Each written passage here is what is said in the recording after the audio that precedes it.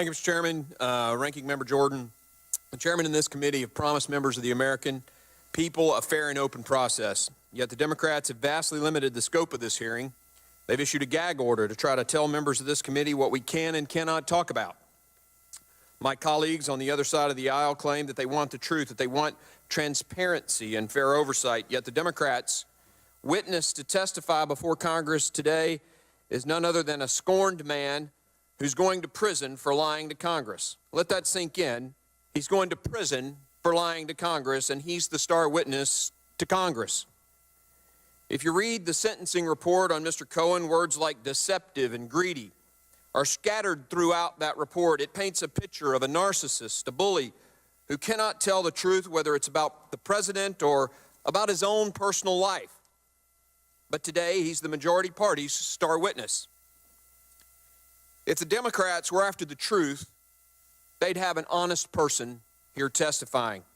And if they were really after the truth, they'd not restrict the questioning to just a few topics. But let's take a look at those restricted topics.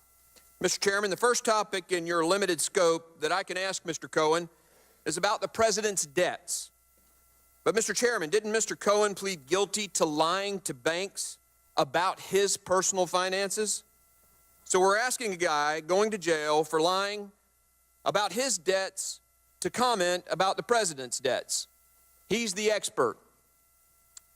Mr. Chairman, your next couple of topics say that I can ask Mr. Cohen about the president's compliance with financial disclosures and campaign finance laws, but didn't Mr. Cohen on 2 occasions break campaign finance law with his own donations? So again, the majority party's star witness on the president's compliance is a guy who broke compliance laws himself.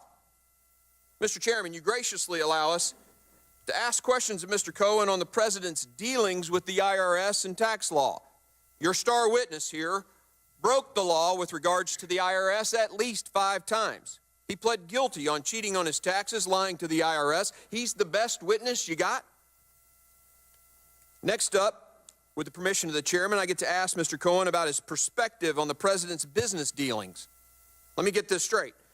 The witness lied to multiple financial institutions to get loans to pay off other loans just to keep himself afloat, and he's going to be the expert on business practices. Obviously, Mr. Chairman, the witness may produce documents that he suggests incriminates the president, yet he lies to banks. All of those lies were done on fraudulent documents, documents that he forged. Nothing he says or produces has any credibility. Apparently, he even lied about delivering his own child, which his wife had to correct the record of. Ladies and gentlemen, how on earth is this witness credible? With all the lies and deception, the self-serving fraud, it begs the question, what is the majority party doing here? No one can see this guy as credible. He will say whatever he wants to accomplish his own personal goals.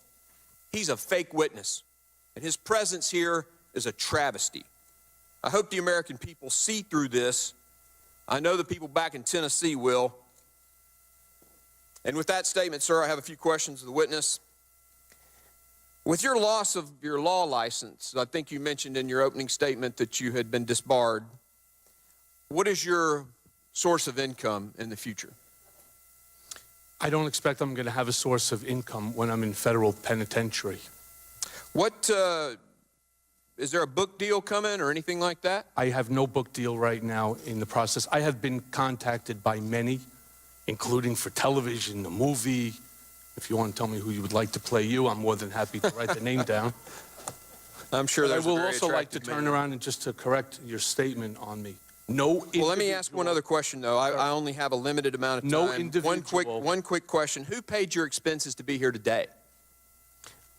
Who's paid my expenses? To be here today. I paid my expenses. Mr. Chairman, I'd like to yield the remaining of my time to the ranking member. Mr. Cohen, how many times did you talk to the special counsel's office? 7. Did they talk to you at all in preparation for today's hearing between the 7 times you talked to him prior to your sentencing